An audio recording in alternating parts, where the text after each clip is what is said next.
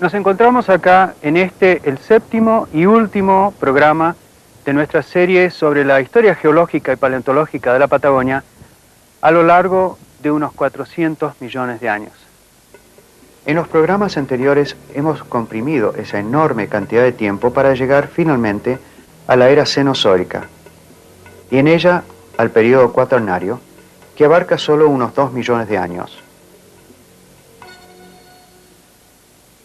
Si pensamos que el tiempo geológico se mide en cientos de millones de años, casi 2 millones es como un instante en el desarrollo del universo.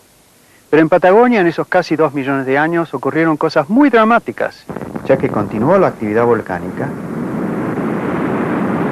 los hielos cubrieron gran parte de su superficie y aparecieron por primera vez seres humanos en la región, luego de un periplo lento y persistente a todo lo largo del continente americano, que tardó quizás unos 20.000 años en concretarse.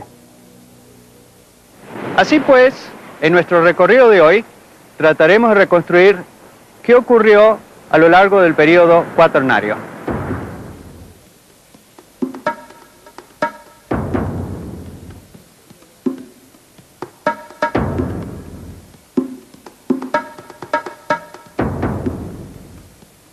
Los comienzos del período cuaternario o cuartario, como lo llaman algunos, había sido marcado por la aparición del hombre, con un concepto muy antropocéntrico denominado así, antropozoico. Otros autores consideraron que el carácter que iniciaba o marcaba el inicio era el glaciarismo en América del Sur. Por otro lado, se consideró de que el comienzo del cuaternario estaba marcado por el comienzo del gran intercambio faunístico americano, pero en los tres casos la investigación demostró de que el comienzo de ese proceso era mucho más remoto. Por eso, los comienzos del cuaternario es aquel reconocido por los micropaleontólogos, o sea, entre 1.600.000 años y 1.800.000 años. El período cuaternario se divide en dos edades, el Pleistoceno y el Holoceno. El primero de ellos, el Pleistoceno, abarca casi 2 millones de años, y el Holoceno comprende la época en la cual vivimos, que se inicia hace unos 10.000 años, con el retroceso de los glaciares y el fin de la edad de hielo. A lo largo de la historia geológica de nuestro planeta, hubo extraordinarios cambios climáticos debido a un juego de factores muy diferentes. Y de este modo podemos distinguir entre tiempos climáticamente normales y tiempos glaciarios, y por supuesto todos los términos medios entre esos dos grandes tipos. En los tiempos normales no existían calotas polares de hielo. Las áreas polares tuvieron climas templados y existían anchas zonas tropicales cálidas. En cambio, en los tiempos glaciares tuvimos calotas polares de hielo en ambos hemisferios y una angosta zona tropical cálida a lo largo del Ecuador. El tipo climático de nuestro planeta en el momento actual es un tipo intermedio. Es más frío que en un tiempo climáticamente normal y es más cálido que el de un tiempo glaciario. El enfriamiento paulatino del planeta, que ocurrió a fines del Cenozoico, produjo que gran parte de la cordillera patagónica fuera cubierta por los hielos. Estos hielos, que descendieron en forma de glaciares o de lenguas de hielo, alcanzaron en ciertas localidades la costa atlántica. Este fue un periodo muy importante en la Patagonia, dado que estos hielos han modelado completamente su paisaje.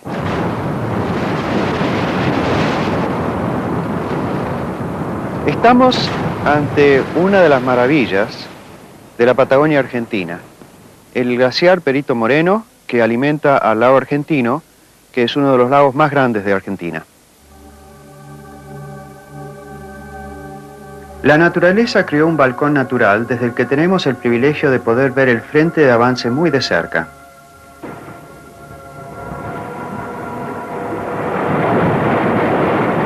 Este glaciar es uno de los pocos en el mundo que está avanzando dentro de latitudes de zonas templadas. Los glaciares se forman a partir de la acumulación de nieve en las montañas. Cuando esta acumulación excede una cantidad importante, comienza a desplazarse cuesta abajo, arrastrando todo el material suelto que encuentra a su paso.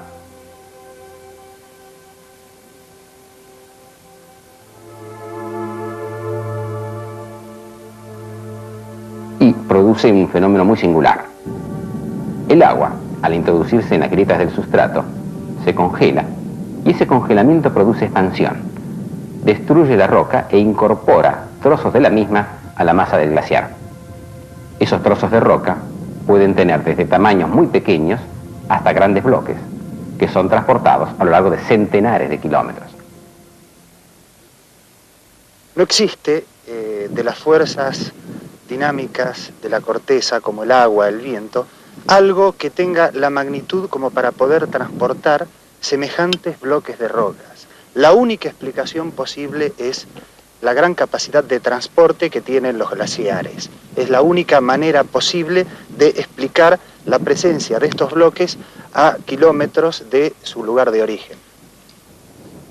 Una de las tantas evidencias del desplazamiento de las masas de hielo lo constituyen estas formas positivas del relieve, geoformas positivas que sobresalen de la superficie del terreno y que se denominan rocas aborregadas. En estas estructuras, en estas formas, en estas geoformas, es fácilmente apreciable el estriamiento que ha producido el paso del hielo sobre la superficie de la roca. El proceso de ablación, es decir, el proceso de pulimiento del hielo sobre las masas rocosas, es el factor fundamental de estas manifestaciones tan curiosas y tan distintivas de los paisajes glaciales.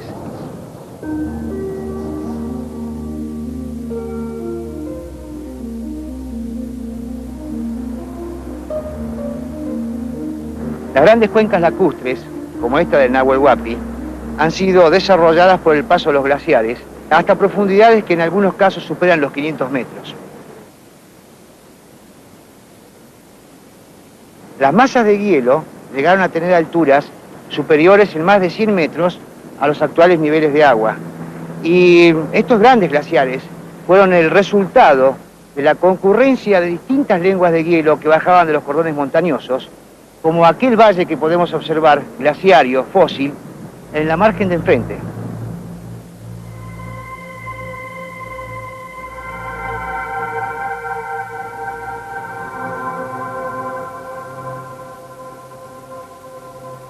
Imaginemos hace 10, 20, 30.000 años atrás, toda esta región cubierta de hielos.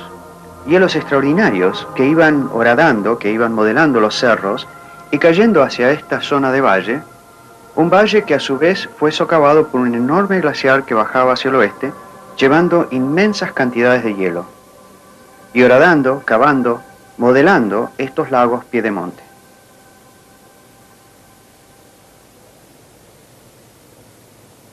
Cuando el glaciar va descendiendo de la alta montaña, va arrastrando a todo el material suelto que encuentra a su paso en un efecto tipo topadora, en donde el material acumulado de esa manera lo tenemos aquí en forma de colinas y su nombre técnico es morena.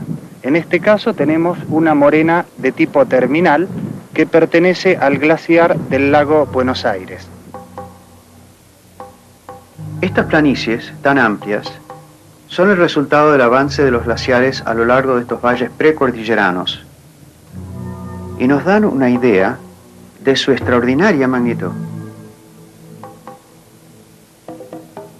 Esta serie de glaciares que bajaban de los cerros y luego confluían en grandes ríos de hielo que se iban desplazando lentamente hacia el este, al derretirse formaron valles gigantescos y lagos de gran envergadura.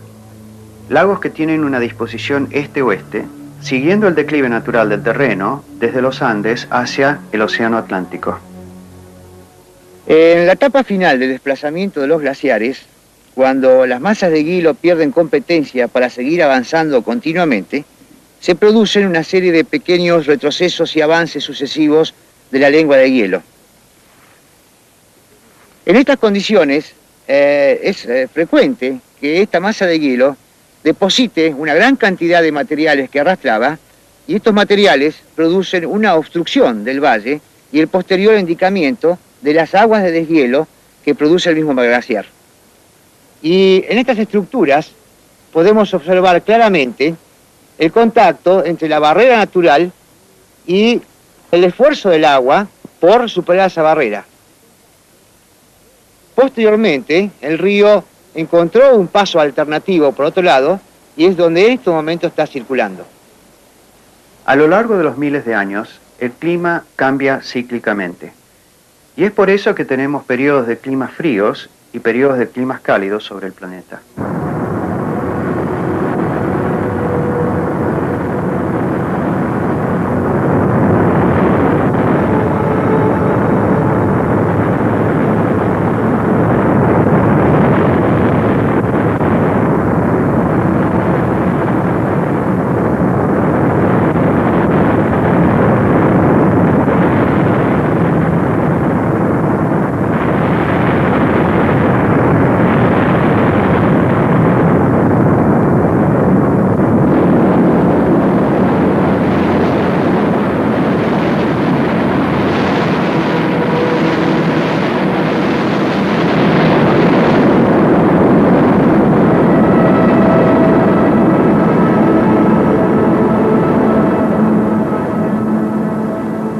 Cuando el clima se hizo más templado y comenzó el deshielo, formidables corrientes que desaguaban en el Atlántico labraron estos amplios valles, algunos hasta de 10 kilómetros de ancho.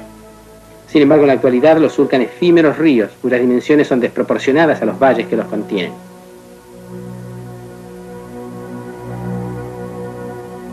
Esto nos indica los volúmenes increíbles de agua que pasaron por los mismos durante el deshielo.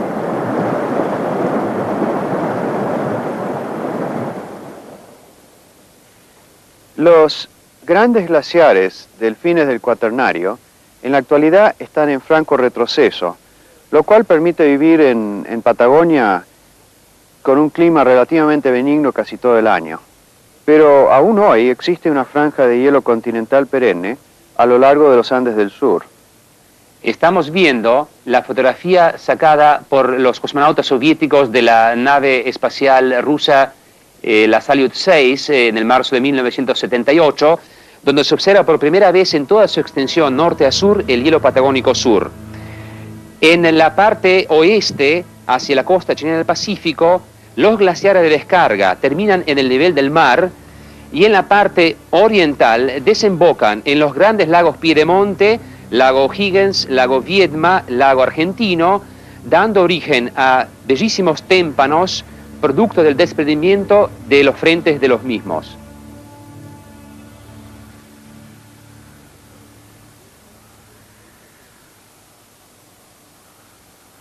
Como ya hemos visto, la glaciación es el producto de la acumulación de nieves transformados en hielo sobre continentes en posición polar y sobre las montañas. Si las nieves acumuladas durante los meses del invierno no se derriten como lo hacen normalmente durante los meses de verano, esa acumulación va en aumento con el paso de los cientos o miles de años, y así se van formando estos inmensos ríos de hielo que bajan de las montañas.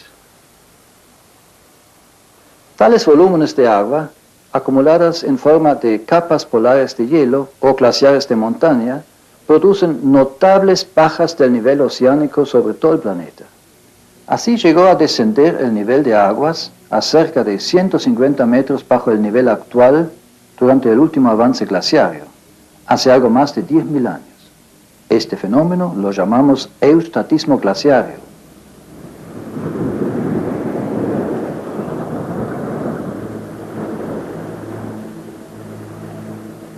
A ver si alguien nos puede explicar algo que siempre llama la atención cuando uno visita un lugar como por ejemplo la península de Valdés. A alturas de 10, 20 metros sobre el nivel del mar actual, se encuentran capas de fósiles de organismos que vivieron en los fondos de antiguos mares. ¿Cómo es posible que estén ahora a 20 metros de altura cuando el mar lo tenemos acá abajo? Bueno, hay varios procesos que podrían explicarlo. Uno de ellos es el eustratismo glaciario que acabamos de mencionar. Imagínense que se fundiera todo el hielo sobre Groenlandia. En este caso, el nivel oceánico subiría a lo largo de todas las costas actuales en 8 metros. O imagínense que se fundiera todo el hielo sobre el continente antártico. En este caso, el nivel oceánico subiría muchísimo más y quedarían bajo las aguas grandes ciudades como Buenos Aires, Nueva York, Roma y muchas otras ciudades que se hallan al nivel del mar. Pero hay otro fenómeno que se superpone al que hemos explicado, el de la isóstasis.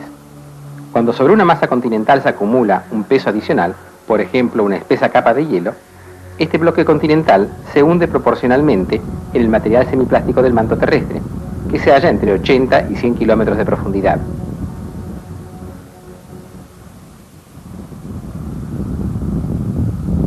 Luego, cuando los hielos se derriten, la masa continental vuelve a levantarse.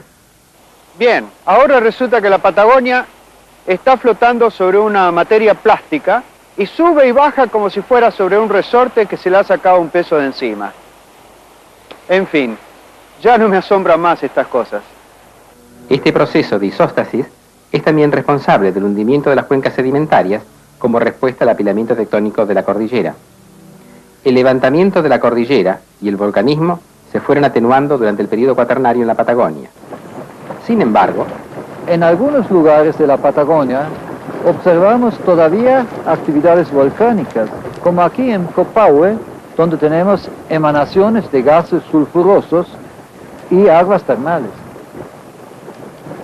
Estas manifestaciones volcánicas, como la del Copahue, representan la continuación de la actividad magmática iniciada en el Terciario y que se continuó durante el Cuaternario. La actividad volcánica durante este periodo se deduce por la presencia de basalto, en forma de coladas.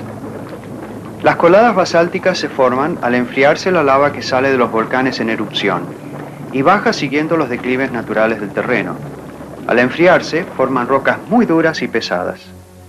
Si la erupción está acompañada por muchos gases, la lava, al enfriarse, tendrá muchísimas vesículas y la roca resultante, si bien sigue siendo dura, será muchísimo más liviana.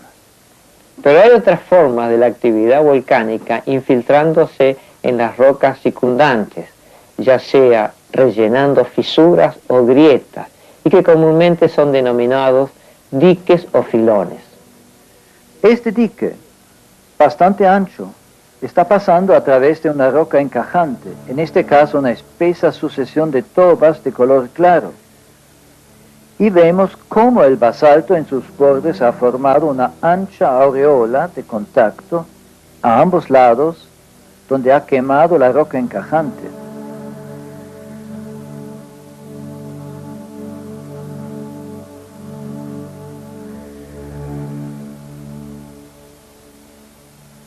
Una forma muy dramática en la Patagonia son los relictos de las chimeneas volcánicas que aún no han sido erosionadas y que quedan en el paisaje como gigantescos monolitos. Esta estructura se la conoce también como un neck volcánico. Una de las formas de aparición clásica, típica de los basaltos, es la formación de columnas o de estructuras de disyunción columnar, como estas que estamos observando aquí. Estamos en presencia de un centro efusivo reciente del Cuartario, de rocas basálticas, donde podemos observar este tipo de estructuras en varias direcciones, y resultan la consecuencia de una efusión explosiva, un enfriamiento brusco, rápido, que ha cristalizado en este tipo de estructura tan particular.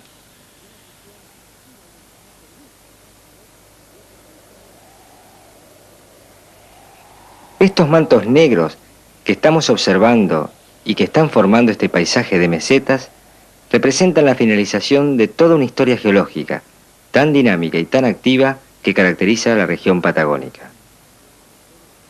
Este vulcanismo basáltico, esta roca negra, pesada, constituye una de las características más notables de esta zona de la Patagonia en el extremo del continente.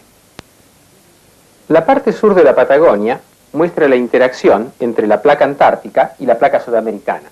La placa antártica está rotando, está girando hacia el este, mientras que la placa sudamericana se mueve en sentido contrario. Como resultado de esa interacción, la parte sur de la Patagonia se está desmembrando, hay bloques continentales que por medio de las fallas se separan de la Patagonia y terminan como las Islas Georgia del Sur, desmembrados como islas en el medio del océano. Estas fallas o fracturas están controlando un importante volcanismo. Ese volcanismo se observa al norte del Estrecho de Magallanes, donde tenemos numerosos conos volcánicos que están indicando la formación de una importante fractura. Esto va a resultar que en unos pocos millones de años, Tierra del Fuego va a adquirir una independencia de la Patagonia y va a empezar su camino hacia el este. Prácticamente todas las emisiones volcánicas en esta zona provienen de profundidades de más de 20.000 metros y están compuestas por elementos sumamente densos, pesados, de las profundidades de la corteza. La mayoría de estas coladas provienen de fisuras, las que a veces pueden estar señaladas por una serie de puntos de emisión por donde van saliendo. Cuando se comienza a solidificar la parte superior de la colada, hay una pequeña concentración de gas, como burbujas, que al salir van formando todos estos conos. Luego, puede haber un colapso, por romperse la parte superior al solidificarse, y sigue el ciclo. Comienza otra burbujita, formando todos estos hornitos alrededor, muchos de los cuales se encuentran con pequeñas lagunas en su interior. Recordemos que todos estos procesos están ocurriendo en la actualidad, durante el periodo en que estamos viviendo. Grandes transformaciones de la superficie de la Tierra que quizás a algunos de nosotros nos toque ser testigos. Y bien, estamos llegando a épocas muy recientes. ¿Qué pasó cuando los grandes glaciares se derritieron y nos legaron el clima en que vivimos actualmente? La vegetación actual está controlada por los cambios en la rigidez de los climas. Así, durante la época glaciaria, también los bosques andinos estuvieron controlados por esos cambios y avanzaron o retrocedieron sucesivamente durante los interglaciares. Aún en la actualidad podemos observar ese fenómeno con bosques de Nothofagus que están en retroceso, franco retroceso en algunos lugares. Y esto lo vemos en estos bosques de ñires y lengas tan característicos del sur patagónico a todo lo largo de la cordillera, muchos de cuyos árboles están muriendo por fluctuaciones en el clima dentro de un periodo de tiempo relativamente corto.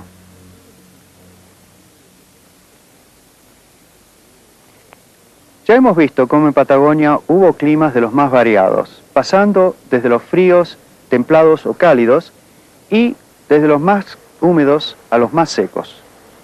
En Playa Alsina se pueden estudiar los depósitos de conchilla del último evento transgresivo, muy poco por encima del nivel del mar actual y de muy poca antigüedad. En otras localidades patagónicas, en cambio, depósitos de conchilla en sedimentos del cuaternario inicial y aún del terciario tardío incluyen testimonios de vida que ha existido en un clima mucho más frío o mucho más cálido que habita la fauna o la biota actual. Si es que hubo cambios climáticos tan dramáticos durante estos tiempos turbulentos, ¿cómo hacen los científicos para interpretar estos fenómenos?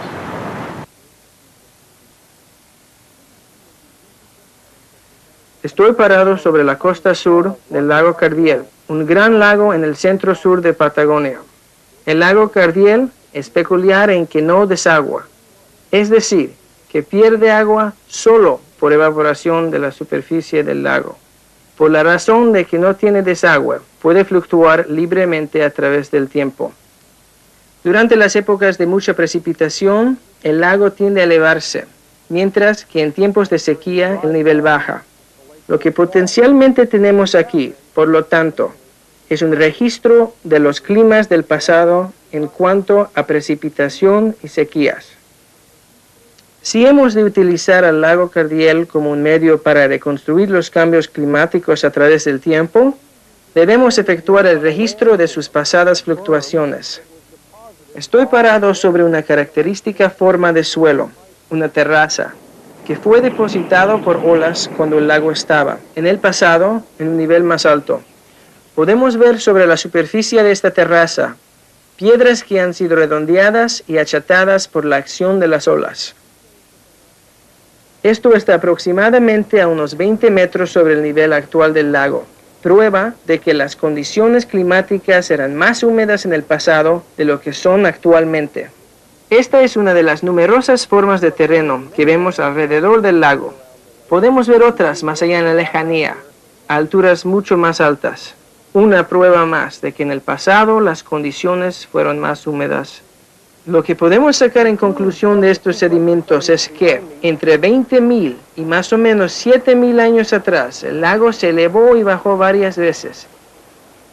El punto más alto al que llegó durante este periodo, hace unos 9.500 años atrás, cuando el lago estaba a 54 metros por encima de su nivel actual. Esta información concuerda con lo que sabemos sobre deshielos, es decir, que hace unos 10.000 años el clima se hizo más templado y el deshielo de los glaciares inundó la mayor parte de Patagonia.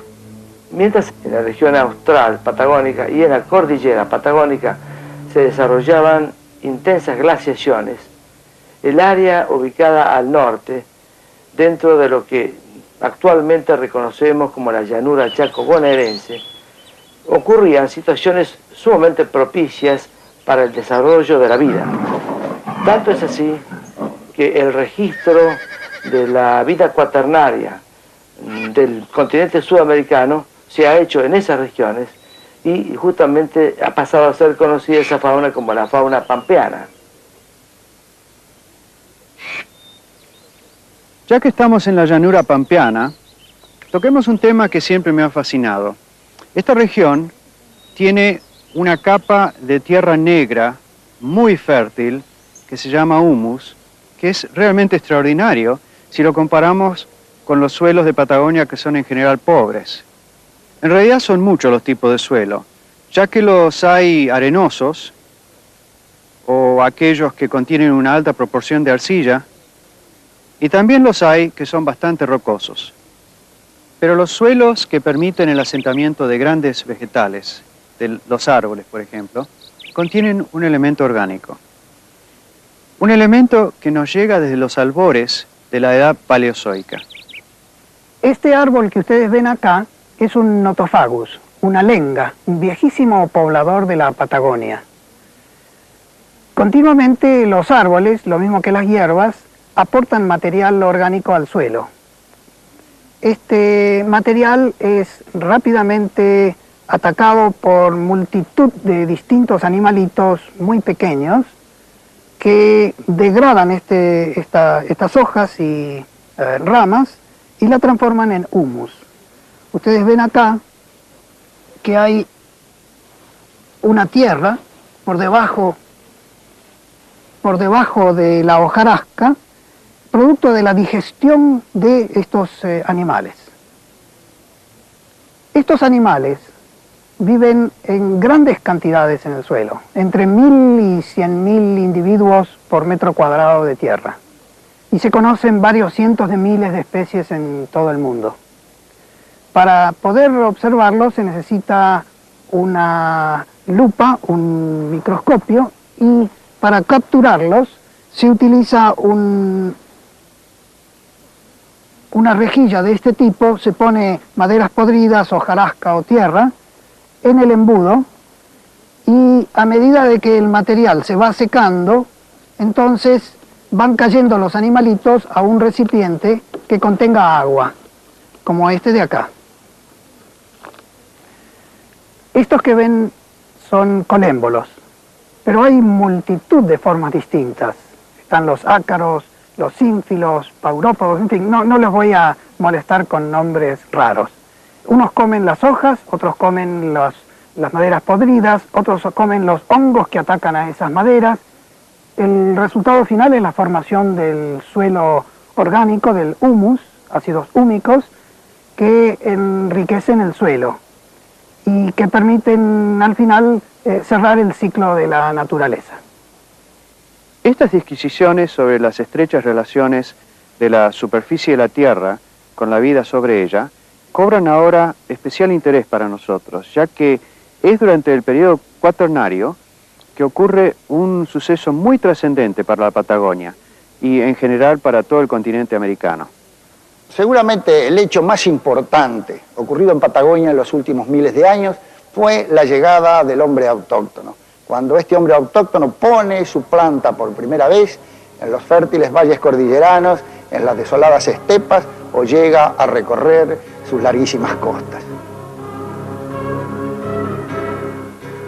La mayoría de los investigadores están de acuerdo en que el poblamiento de América se realizó a través del estrecho de Bering. Es decir, que los primeros seres humanos habrían entrado al continente americano por su extremo noroeste, cuando los hielos del período glaciario formaron una especie de puente sobre el cual se podía caminar. Y así habrían llegado grupos nómades en busca de alimento, y a lo largo de varios miles de años fueron poblando América del Norte. De ahí se fueron desplazando hacia el sur, atravesando América Central, gran parte de América del Sur, y luego, hará unos 12.000 años atrás, habrían llegado al extremo sur de Patagonia, y por lo tanto al del continente americano. Con esta llegada a Patagonia, el hombre alcanzaba el Finisterre, el último confín de la Tierra. La palabra Finisterre, el final de la Tierra, no podría ser mejor aplicada que acá, ya que de acuerdo a la manera en que se fue poblando el mundo, la Patagonia fue efectivamente uno de los últimos lugares colonizados por los seres humanos. Para hablar del poblamiento prehistórico de la Patagonia, muchas veces se pensó en un proceso de migración, en el cual la gente aparentemente tomaba la decisión de avanzar hacia el sur. Hoy sabemos que este proceso nunca pudo haber sido así. Lo más probable es que se fueran ampliando lentamente los radios de caza, que se fue a cazar guanacos a valles un poco más lejanos, o porque escaseaban en los valles más cercanos, o por distintas razones. Este proceso no debió ser además unidireccional, no debió significar avanzar solamente hacia el sur. Hacia el sur, hacia el norte, hacia el este, hacia el oeste, lentamente se fueron colonizando esas tierras. También tenemos que pensar en familias que tenían hijos, estos hijos buscaban esposos en otros grupos alejados, 10 o 12 kilómetros de las tolderías propias, y así lentamente, sin despedirse jamás en forma absoluta de un paisaje, se iba colonizando la tierra lentamente. Solamente así podemos concebir que en 2 o 3 mil años fueran siendo ocupadas todas las grandes cuencas de la Patagonia hasta llegar al extremo sur. Quisiera remarcar, por un lado, el hecho de que hubiera, hasta hace tan poco tiempo, un continente en el cual el hombre aún no había llegado, ya que sus orígenes se remontan a unos 3 millones de años atrás, en algún lejano rincón asiático o africano. Por el otro lado, el hecho de que cuando el hombre llegó a América, lo hizo ya como Homo sapiens, un hombre igual que nosotros, y que tenía, por ejemplo, una cierta cultura lítica, tenía idiomas complejos y una cierta cosmología que trataba de explicar su paso por la existencia.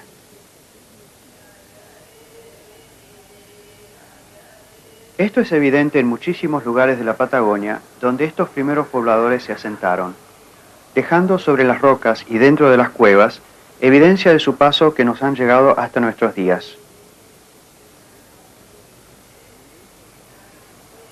En aleros como este de la localidad de Los Toldos, un lugar resguardado de los vientos y a la vera de un arroyo que seguramente les proveía de agua potable, se encuentran numerosas pinturas, tanto de los animales que cazaban, mayormente guanacos, como de negativos de manos.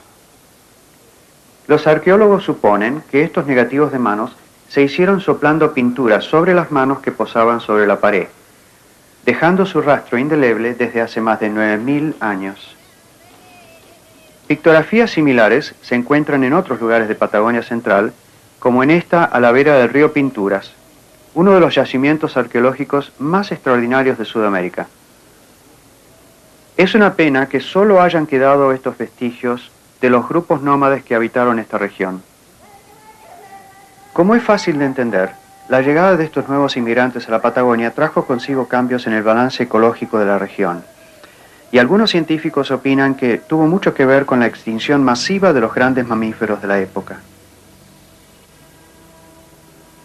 Los fines del Cuaternario están caracterizados por una extinción, una extraordinaria extinción, dramática extinción de los grandes mamíferos que habían vivido y caracterizado esa época hasta ese momento. Ese momento ocurrió en un lapso estimado entre 10.000 y 8.000 años de nuestros días, quizás hasta un poco menos. Esta extinción fue realmente universal y ocurrió fundamentalmente en continentes americanos, en los continentes de América del Norte y América del Sur y en Australia. No así en aquellos continentes en los que el hombre se habría originado, como es Asia, como es Europa, como es África. A su llegada al continente, el hombre encuentra una riquísima fauna de animales hoy extinguidos, los que los investigadores denominan la megafauna del Cuaternario. Es muy posible que estos animales ya habían comenzado su proceso de extinción y es posible también que el hombre haya contribuido en buena medida a acelerar la misma.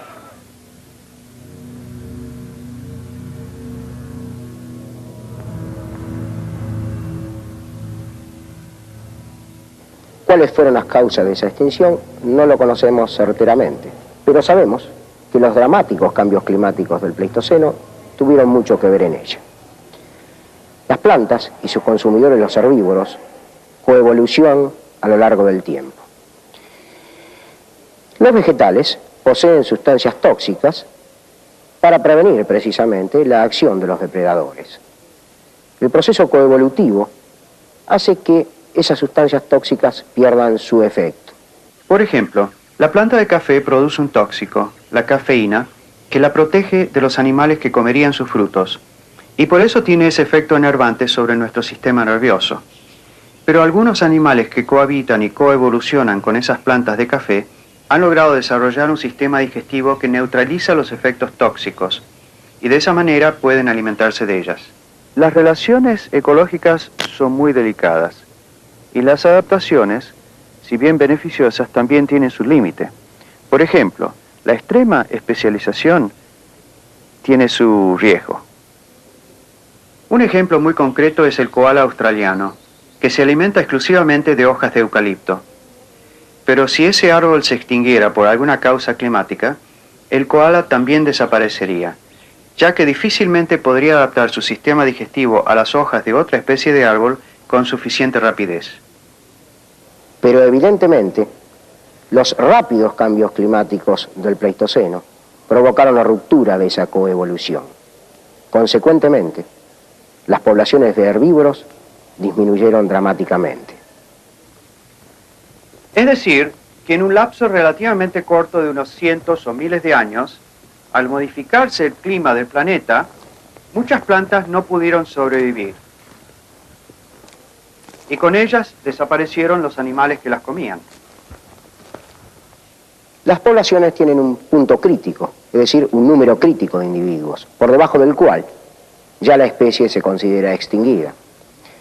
Esto es debido a que, fundamentalmente, en poblaciones reducidas, se interrumpe o dificulta el flujo genético.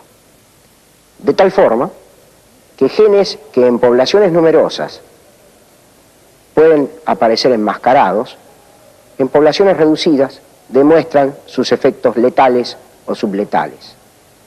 De ahí a la extinción total solo resta un paso.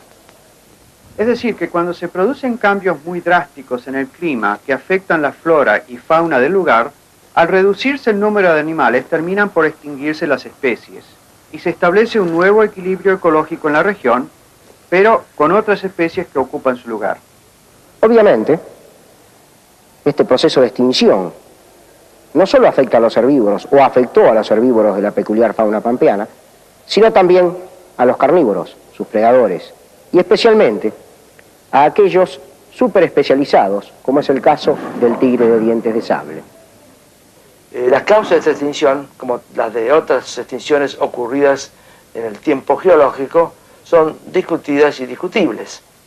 Pero en este caso, un autor norteamericano ha sostenido que el hombre tuvo una participación activa, más lo ha reconocido como la causa fundamental de la extinción.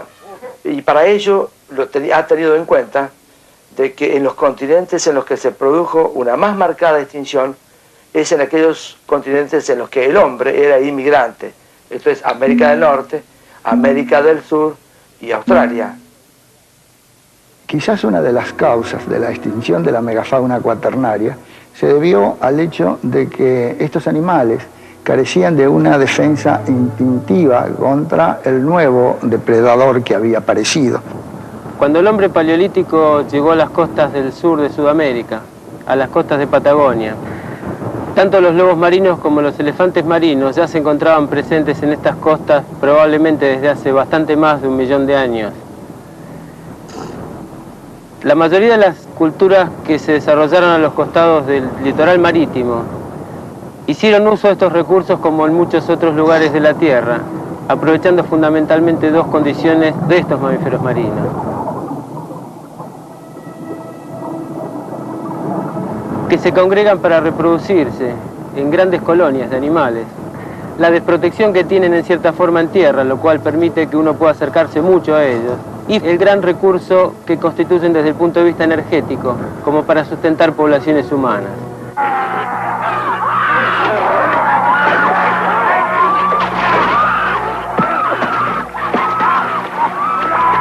Es difícil poder aceptar de que el hombre sea la causa.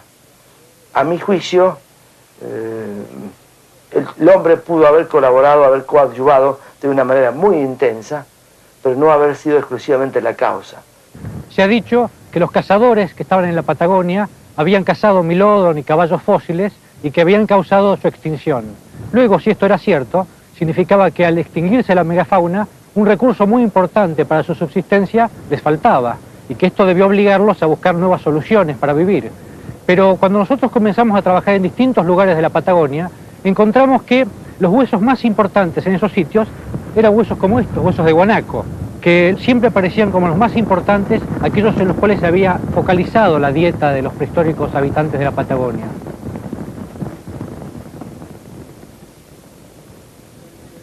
En la cueva de Río Pinturas hay hermosas evidencias de estas preferencias por los guanacos como objeto de caza. Suponemos que estas representaciones de guanacos ayudaban a aquellos que los pintaban a obtener una buena cacería.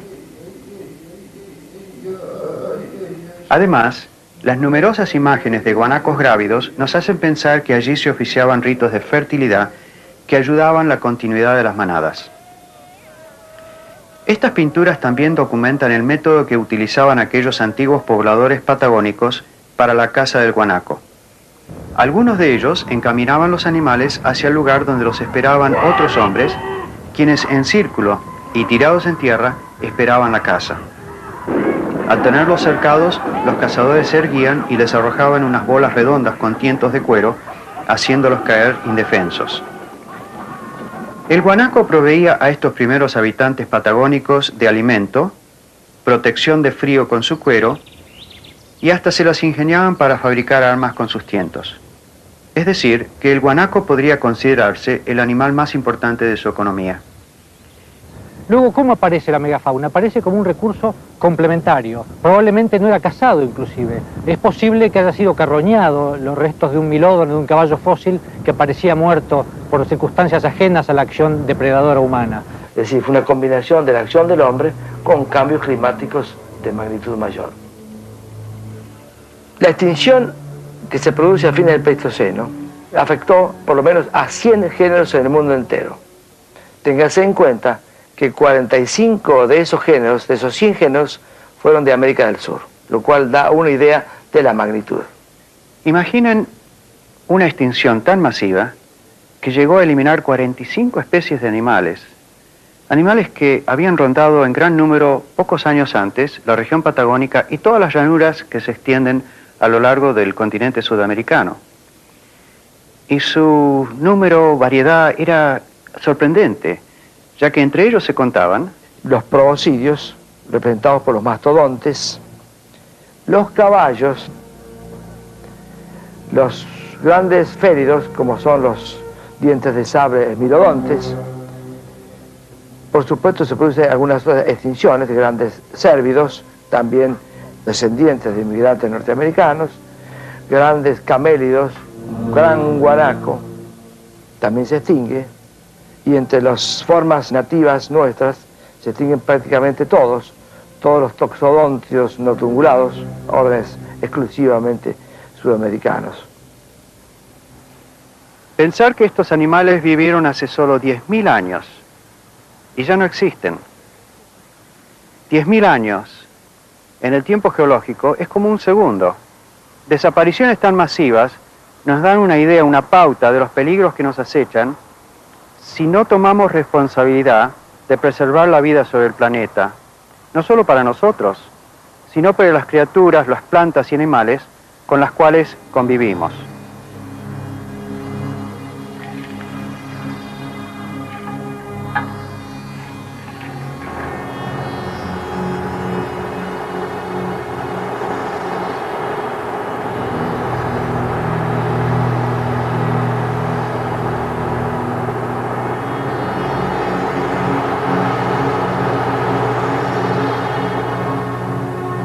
En los escasos 30 años que llevamos explorando el espacio con seres humanos, han habido un poquito menos de 300 personas que han logrado llevar a cabo esa gran aventura y que han logrado poder presenciar la belleza de nuestro planeta desde el punto de vista del astronauta.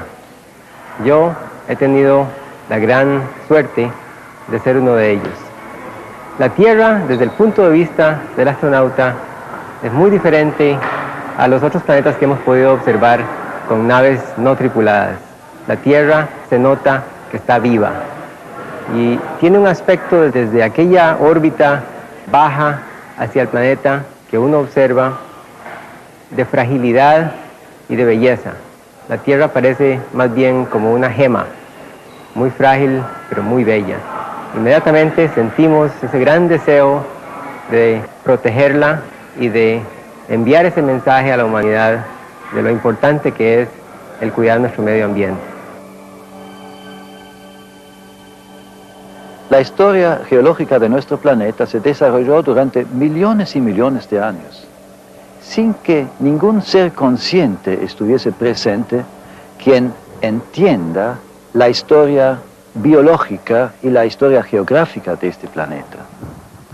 Vino el hombre y él no solo es capacitado de comprender y de disfrutar las maravillas de este mundo, sino también de indagar el pasado geológico y hasta de prever ciertos aspectos del futuro. Por ser conscientes, nosotros, los seres humanos, ahora somos responsables de nuestro planeta y por eso tenemos que quererlo y cuidarlo.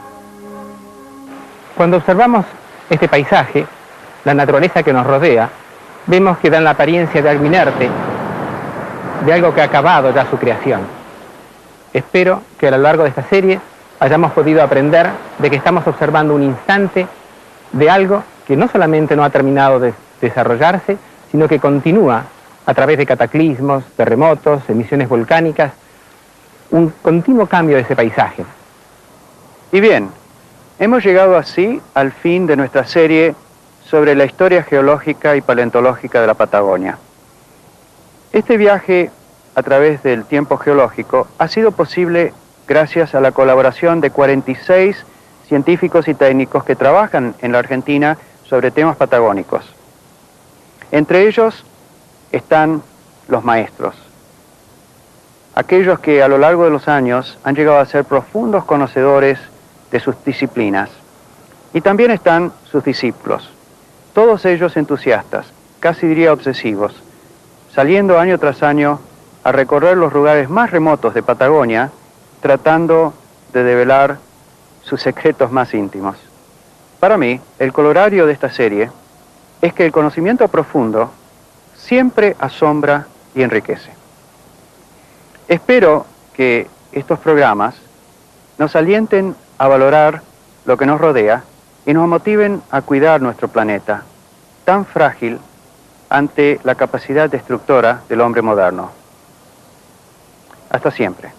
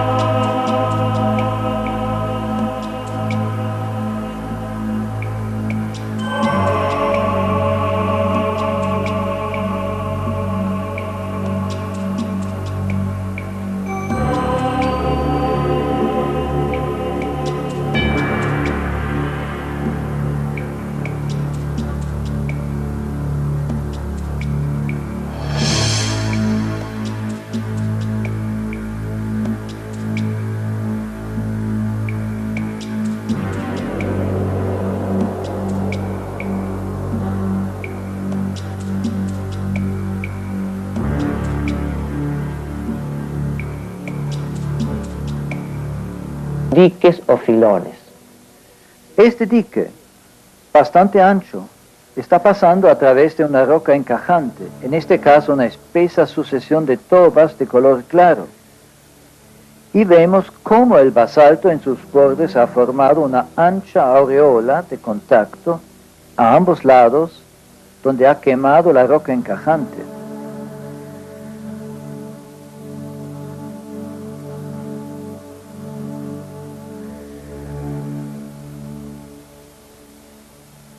Una forma muy dramática en la Patagonia son los relictos de las chimeneas volcánicas que aún no han sido erosionadas y que quedan en el paisaje como gigantescos monolitos. Esta estructura se la conoce también como un neck volcánico. Una de las formas de aparición clásica, típica de los basaltos, es la formación de columnas o de estructuras de disyunción columnar, como estas que estamos observando aquí. Estamos en presencia de un centro efusivo reciente del Cuartario, de rocas basálticas, donde podemos observar este tipo de estructuras en varias direcciones, y resultan la consecuencia de una efusión explosiva, un enfriamiento brusco, rápido, que ha cristalizado en este tipo de estructura tan particular.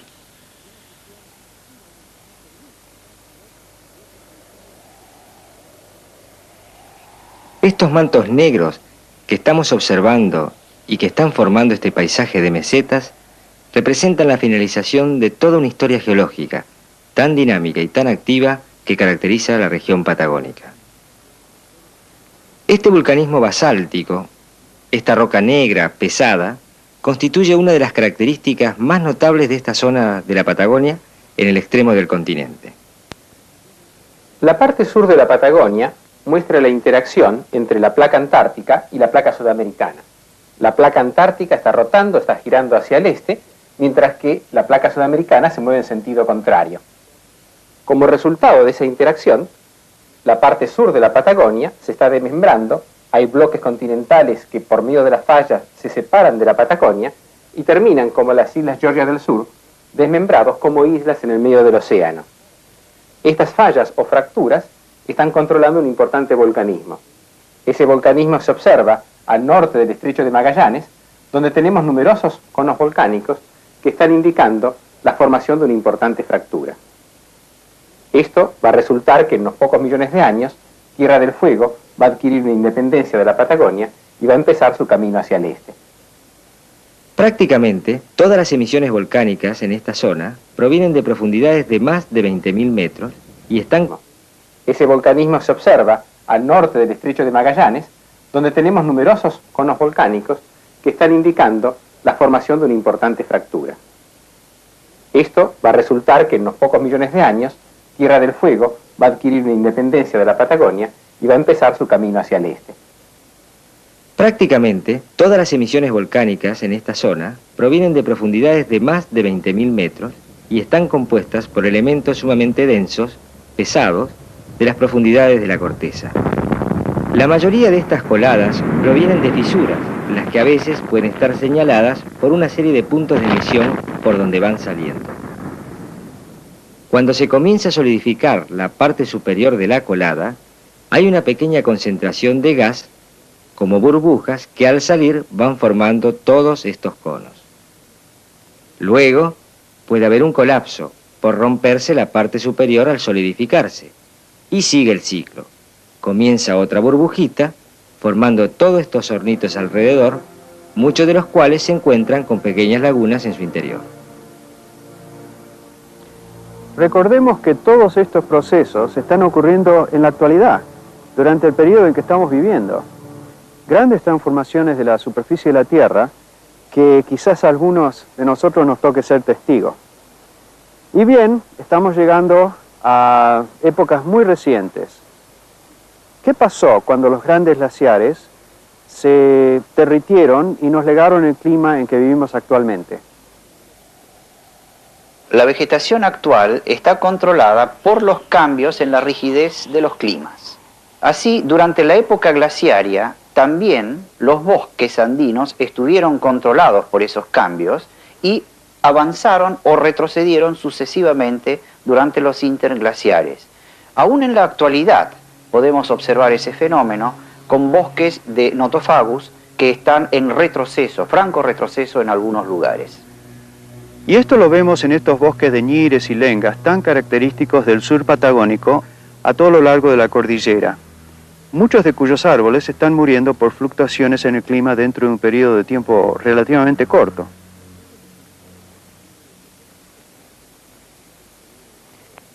Ya hemos visto cómo en Patagonia hubo climas de los más variados, pasando desde los fríos, templados o cálidos, y desde los más húmedos a los más secos.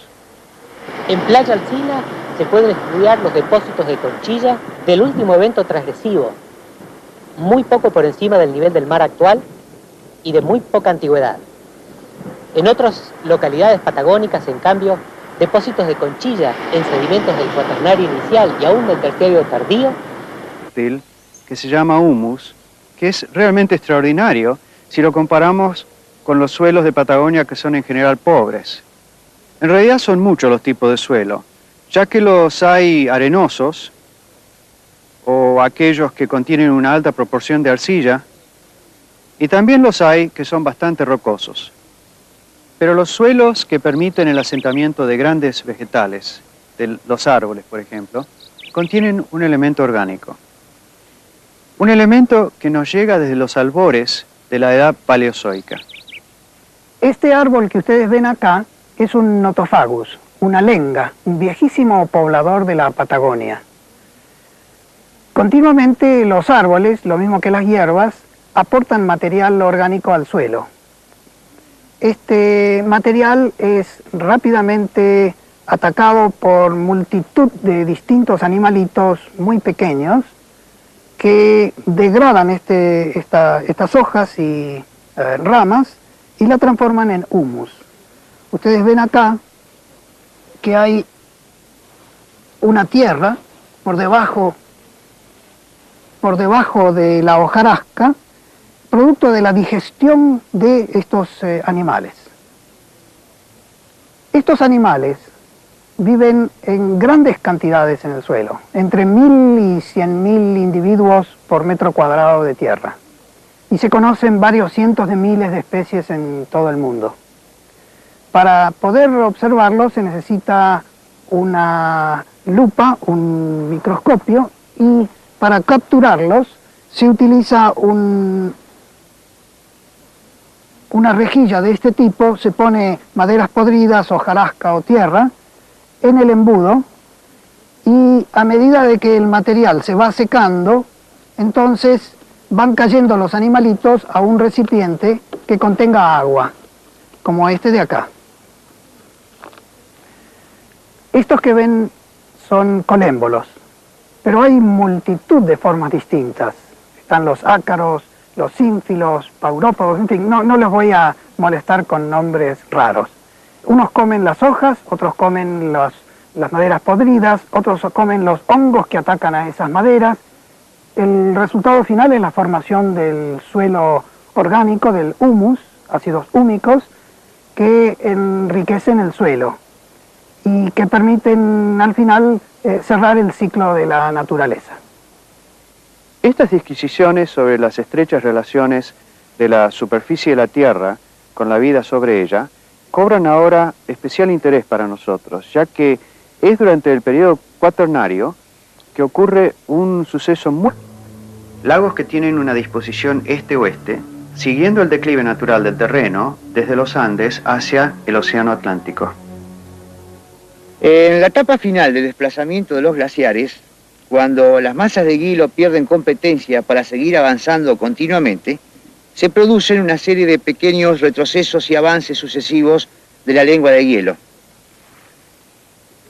En estas condiciones es frecuente que esta masa de hielo deposite una gran cantidad de materiales que arrastraba, y estos materiales producen una obstrucción del valle y el posterior endincamiento de las aguas de deshielo que produce el mismo glaciar. Y en estas estructuras podemos observar claramente el contacto entre la barrera natural y el esfuerzo del agua por superar esa barrera. Posteriormente, el río encontró un paso alternativo por otro lado, y es donde en este momento está circulando. A lo largo de los miles de años, el clima cambia cíclicamente. Y es por eso que tenemos periodos de climas fríos y periodos de climas cálidos sobre el planeta.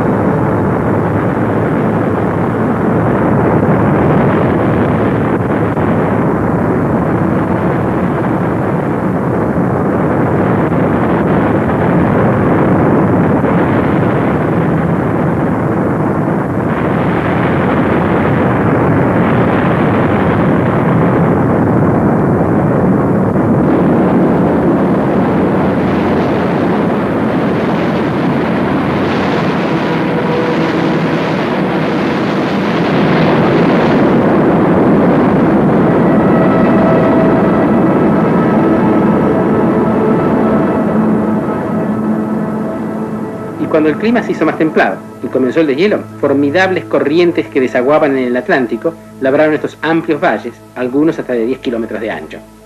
Sin embargo, en la actualidad los surcan efímeros ríos, cuyas dimensiones son desproporcionadas a los valles que los contienen.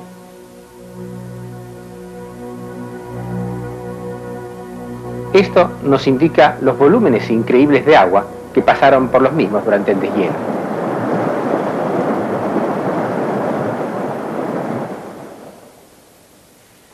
Los grandes glaciares del fines del Cuaternario en la actualidad están en franco retroceso, lo cual permite vivir en Patagonia con un clima relativamente benigno casi todo el año. Pero aún hoy existe una franja de hielo continental perenne a lo largo de los Andes del sur. Estamos viendo profundidades que en algunos casos superan los 500 metros. Las masas de hielo llegaron a tener alturas superiores en más de 100 metros a los actuales niveles de agua.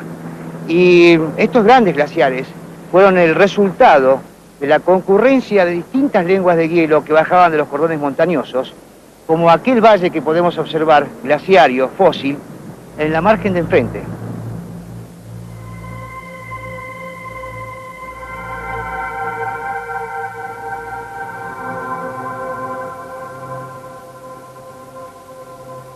Imaginemos hace 10, 20, 30.000 años atrás, toda esta región cubierta de hielos. Hielos extraordinarios que iban horadando, que iban modelando los cerros y cayendo hacia esta zona de valle, un valle que a su vez fue socavado por un enorme glaciar que bajaba hacia el oeste, llevando inmensas cantidades de hielo, y horadando, cavando, modelando estos lagos piedemonte.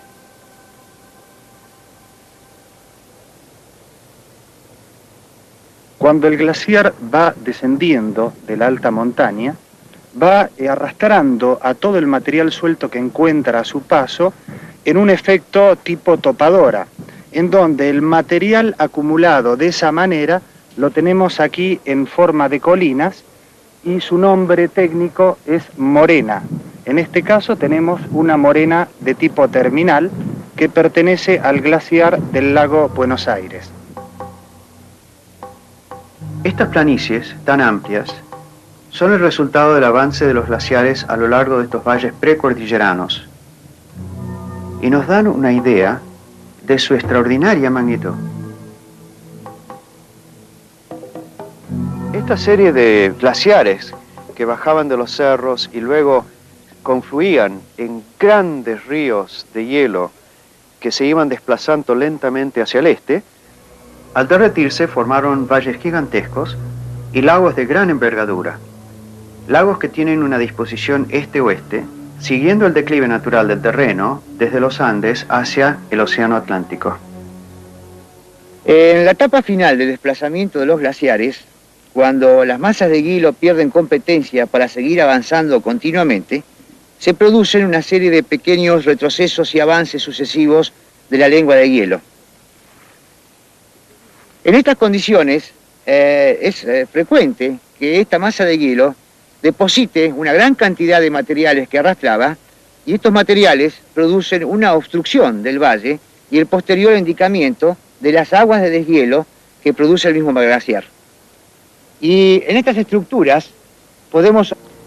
Recordemos que todos estos procesos están ocurriendo en la actualidad, durante el periodo en que estamos viviendo. Grandes transformaciones de la superficie de la Tierra que quizás a algunos de nosotros nos toque ser testigos. Y bien, estamos llegando a épocas muy recientes. ¿Qué pasó cuando los grandes glaciares se derritieron y nos legaron el clima en que vivimos actualmente? La vegetación actual está controlada por los cambios en la rigidez de los climas. Así, durante la época glaciaria, también los bosques andinos estuvieron controlados por esos cambios y avanzaron o retrocedieron sucesivamente durante los interglaciares. Aún en la actualidad podemos observar ese fenómeno con bosques de Nothofagus que están en retroceso, franco retroceso en algunos lugares. Y esto lo vemos en estos bosques de ñires y lengas tan característicos del sur patagónico a todo lo largo de la cordillera, muchos de cuyos árboles están muriendo por fluctuaciones en el clima dentro de un periodo de tiempo relativamente corto.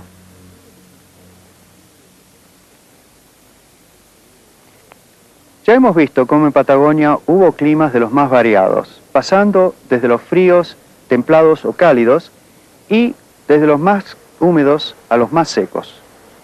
En Playa Alsina se pueden estudiar los depósitos de conchilla del último evento transgresivo, muy poco por encima del nivel del mar actual y de muy poca antigüedad. En otras localidades patagónicas, en cambio, depósitos de conchilla en sedimentos del cuaternario inicial y aún del terciario tardío incluyen testimonios de vida que ha existido en un clima mucho más frío o mucho más cálido que habita la fauna o la biota actual. Si es que hubo cambios climáticos tan dramáticos durante estos tiempos turbulentos, ¿cómo hacen los científicos para interpretar estos fenómenos?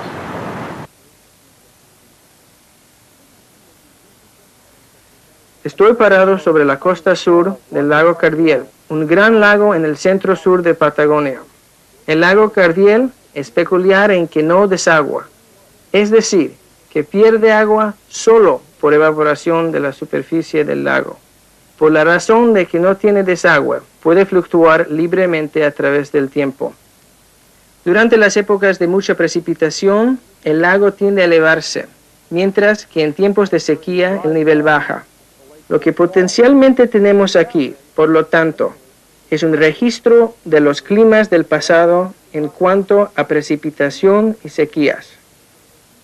Si hemos de utilizar al lago Cardiel como un medio para reconstruir los cambios climáticos... Como el basalto en sus bordes ha formado una ancha aureola de contacto a ambos lados, donde ha quemado la roca encajante.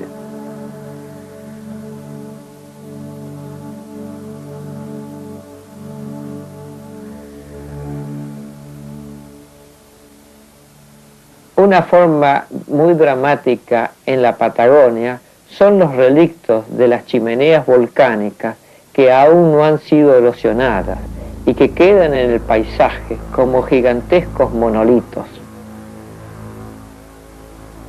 Esta estructura se la conoce también como un neck volcánico.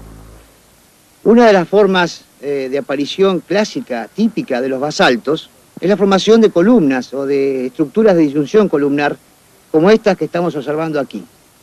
Estamos en presencia de un centro efusivo reciente del Cuartario, de rocas basálticas, donde podemos observar este tipo de estructuras en varias direcciones, y resultan la consecuencia de una efusión explosiva, un enfriamiento brusco, rápido, que ha cristalizado en este tipo de estructura tan particular.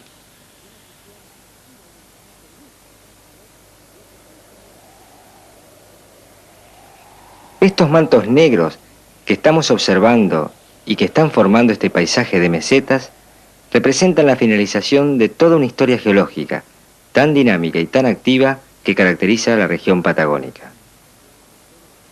Este vulcanismo basáltico, esta roca negra, pesada, constituye una de las características más notables de esta zona de la Patagonia en el extremo del continente. La parte sur de la Patagonia muestra la interacción entre la placa antártica y la placa sudamericana. La placa antártica está rotando, está girando hacia el este, mientras que la placa sudamericana se mueve en sentido contrario.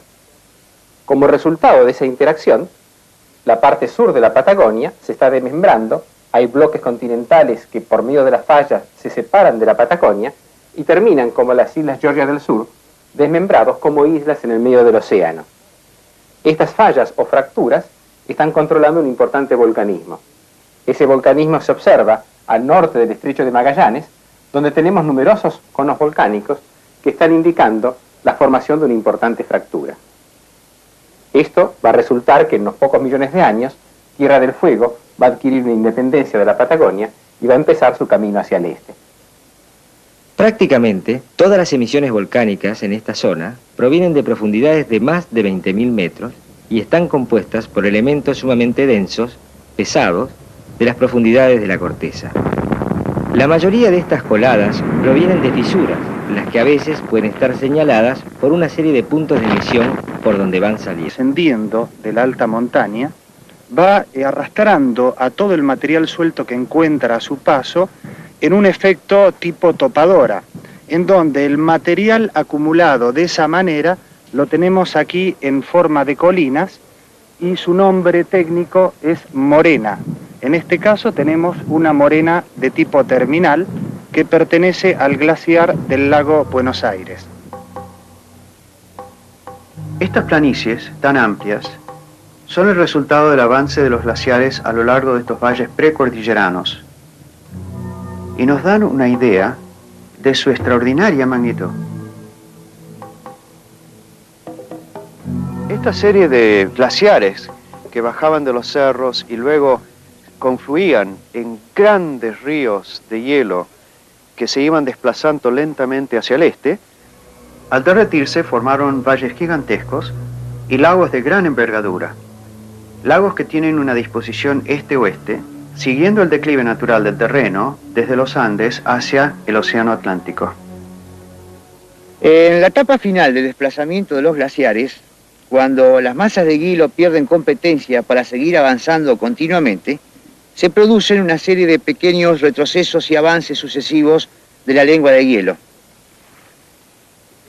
En estas condiciones es frecuente que esta masa de hielo deposite una gran cantidad de materiales que arrastraba y estos materiales producen una obstrucción del valle y el posterior indicamiento de las aguas de deshielo que produce el mismo glaciar. Y en estas estructuras podemos observar claramente el contacto entre la barrera natural y el esfuerzo del agua por superar esa barrera. Posteriormente, el río encontró un paso alternativo por otro lado y es donde en este momento está circulando. A lo largo de los miles de años, el clima cambia cíclicamente.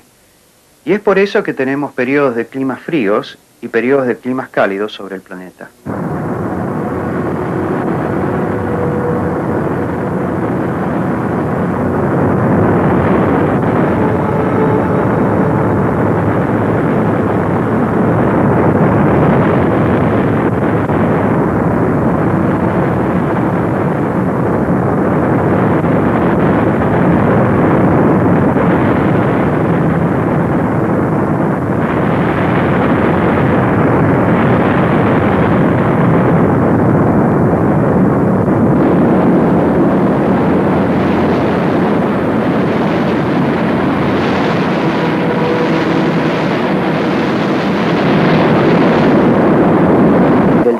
dientes de sable.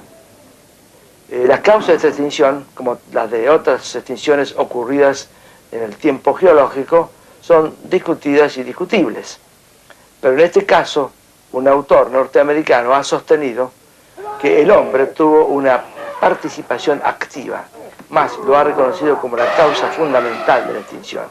Y para ello ha tenido en cuenta de que en los continentes en los que se produjo una más marcada extinción es en aquellos continentes en los que el hombre era inmigrante.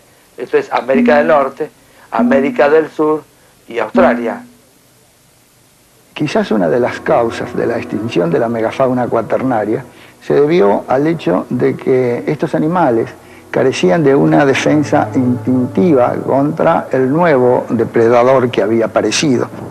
Cuando el hombre paleolítico llegó a las costas del sur de Sudamérica, a las costas de Patagonia, tanto los lobos marinos como los elefantes marinos ya se encontraban presentes en estas costas probablemente desde hace bastante más de 1 millón de años. La mayoría de las culturas que se desarrollaron a los costados del litoral marítimo hicieron uso de estos recursos como en muchos otros lugares de la Tierra, aprovechando fundamentalmente dos condiciones de estos mamíferos marinos.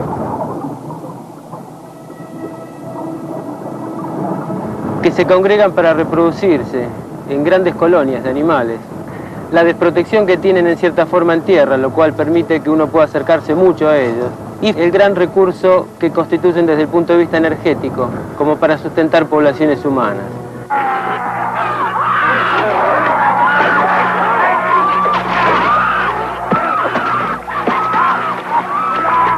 Es difícil poder aceptar de que el hombre sea la causa.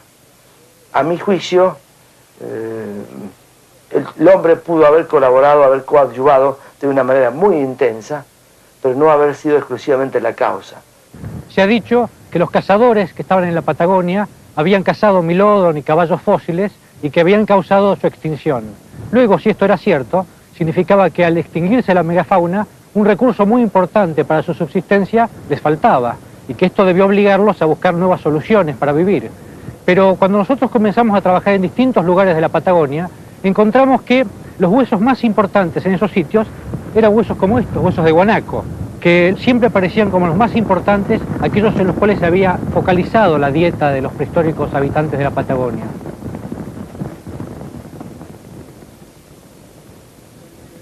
En la cueva de Río Pinturas hay hermosas evidencias de estas preferencias por los guanacos como objeto de caza. Suponemos que estas representaciones también se extingue, y entre las formas nativas nuestras se extinguen prácticamente todos los toxodontios no tungulados, órdenes exclusivamente sudamericanos. Pensar que estos animales vivieron hace solo 10.000 años y ya no existen. 10.000 años en el tiempo geológico es como un segundo. Desapariciones tan masivas nos dan una idea, una pauta de los peligros que nos acechan si no tomamos responsabilidad de preservar la vida sobre el planeta, no solo para nosotros, sino para las criaturas, las plantas y animales con las cuales convivimos.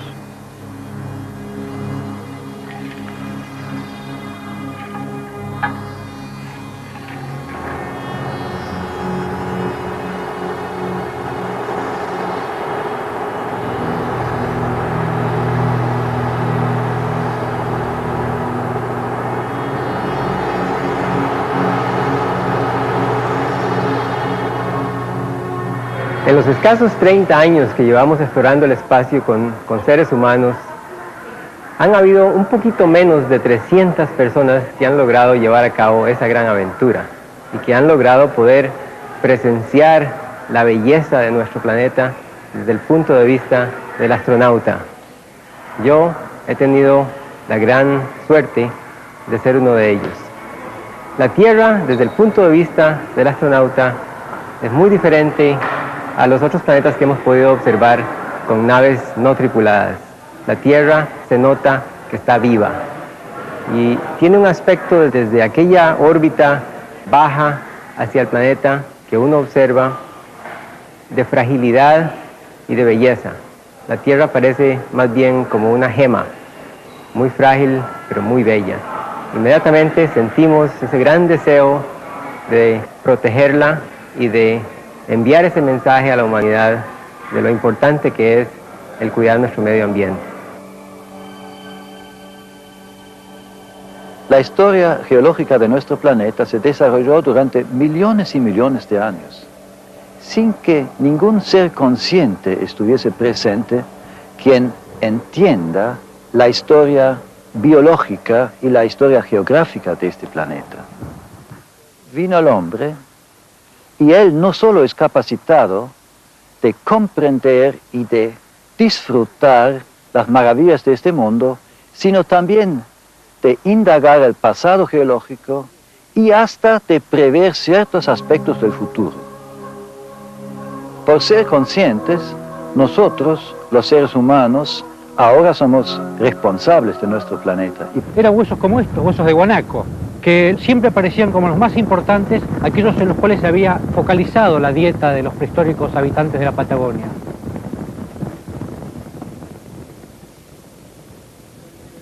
En la cueva de Río Pinturas hay hermosas evidencias de estas preferencias por los guanacos como objeto de caza. Suponemos que estas representaciones de guanacos ayudaban a aquellos que los pintaban a obtener una buena cacería. Además, las numerosas imágenes de guanacos grávidos nos hacen pensar que allí se oficiaban ritos de fertilidad que ayudaban la continuidad de las manadas. Estas pinturas también documentan el método que utilizaban aquellos antiguos pobladores patagónicos para la caza del guanaco. Algunos de ellos encaminaban los animales hacia el lugar donde los esperaban otros hombres, quienes en círculo y tirados en tierra esperaban la caza. Al tenerlos cercados, los cazadores se erguían y les arrojaban unas bolas redondas con tientos de cuero, haciéndolos caer indefensos. El guanaco proveía a estos primeros habitantes patagónicos de alimento, protección de frío con su cuero, y hasta se las ingeniaban para fabricar armas con sus tientos. Es decir, que el guanaco podría considerarse el animal más importante de su economía. Luego, ¿cómo aparece la megafauna? Aparece como un recurso complementario. Probablemente no era cazado, inclusive. Es posible que haya sido carroñado, los restos de un milódono, de un caballo fósil que aparecía muerto por circunstancias ajenas a la acción depredadora humana. Es decir, fue una combinación de la acción del hombre con cambios climáticos de magnitud mayor. La extinción que se produce a fines del Pleistoceno afectó por lo menos a 100 géneros en el mundo entero. Téngase en cuenta que 45 de esos géneros, de esos 100 géneros, fueron de América del Sur, lo cual da una idea de la magnitud. Imaginen una extinción tan masiva que llegó a eliminar 45 especies de animales, animales que habían rondado en gran número pocos años antes la región patagónica y todas las llanuras que se extienden a lo largo del continente sudamericano. Y su número, variedad, era sorprendente, ya que entre ellos se contaban los proboscidios, representados por los mastodontes, los caballos, los grandes félidos, como son los dientes de sable esmilodontes. Por supuesto, se producen algunas extinciones de grandes cérvidos, también descendientes de inmigrantes norteamericanos, grandes camélidos, gran guanaco, también se extingue. Y entre las formas nativas nuestras se extinguen prácticamente todos los toxodontios. Las masas de hielo llegaron a tener alturas superiores en más de 100 metros a los actuales niveles de agua. Y estos grandes glaciares fueron el resultado de la concurrencia de distintas lenguas de hielo que bajaban de los cordones montañosos, como aquel valle que podemos observar, glaciario, fósil, en la margen de enfrente.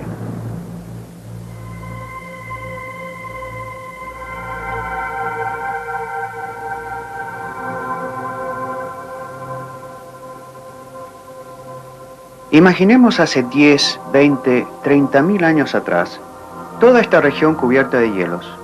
Hielos extraordinarios que iban horadando, que iban modelando los cerros y cayendo hacia esta zona de valle, un valle que a su vez fue socavado por un enorme glaciar que bajaba hacia el oeste, llevando inmensas cantidades de hielo. Y horadando, cavando, modelando estos lagos piedemonte.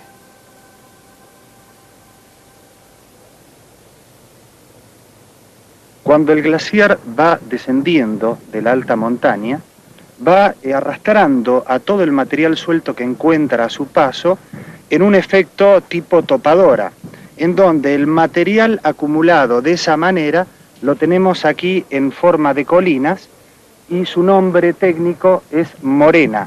En este caso tenemos una morena de tipo terminal que pertenece al glaciar del lago Buenos Aires. Estas planicies tan amplias son el resultado del avance de los glaciares a lo largo de estos valles precordilleranos y nos dan una idea de su extraordinaria magnitud. Esta serie de glaciares que bajaban de los cerros y luego confluían en grandes ríos de hielo que se iban desplazando lentamente hacia el este, al derretirse formaron valles gigantescos y lagos de gran envergadura. Lagos que tienen una disposición este-oeste, siguiendo el declive natural del terreno desde los Andes hacia el Océano Atlántico. En la etapa final del desplazamiento de los glaciares, cuando las masas de hielo pierden competencia para seguir avanzando continuamente, se producen una serie de pequeños retrocesos y avances sucesivos de la lengua de hielo. En estas condiciones es frecuente que esta masa de hielo deposite una gran cantidad de materiales que arrastraba y estos materiales producen una obstrucción del valle y el posterior endicamiento de las aguas de deshielo que produce el mismo glaciar. Y en estas estructuras podemos observar claramente el contacto entre la barrera natural